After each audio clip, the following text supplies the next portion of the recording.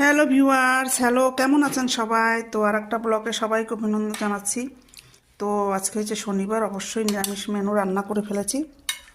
এই দেখুন, সয়াবিন, অবশ্য দেশ থেকে আনা সয়াবিন। এটা সয়াবিন কষা করেছি আলু দিয়ে, গরম মশলা দিয়ে। এখানে চাল কুমড়োর ঘন্ট করেছি। এইটা বিকেলে স্ন্যাক্সের জন্য করেছি, এগুলো বিকেলে খাবো। এগুলো বেগুন ভর্তা করেছি। বেগুন ভর্তা করেছি আজকে অন্য স্টাইলে, কারণ বেগুনটাকে আগে কেটে টুকরো টুকরো করে নিয়ে একটু আদা ভাজা করে নিয়েছি, তারপরে ঢাকা দিয়ে রেখে দিয়েছি। তারপরে শুকনা মরিচ সর্ষের তেল দিয়ে মাখছি, যেহেতু নিরামিষ পেঁয়াজ রসুন দেবো না, সেই জন্য বেগুন ভর্তাটা এরকম স্টাইলে করেছি। কিন্তু অনেক স্বাদ হয়েছে, একটু কাঁচা সর্ষের তেল পরে দিয়েছি আবার। তো অনেক অনেক স্বাদ হয়েছে। আর এখানে মিষ্টি দেখছেন, কালকে আমাদের এক বন্ধুর বাড়িতে গেছিলাম, তো সেখান থেকে মিষ্টি দিয়েছে, খাওয়া দাওয়া করেছি।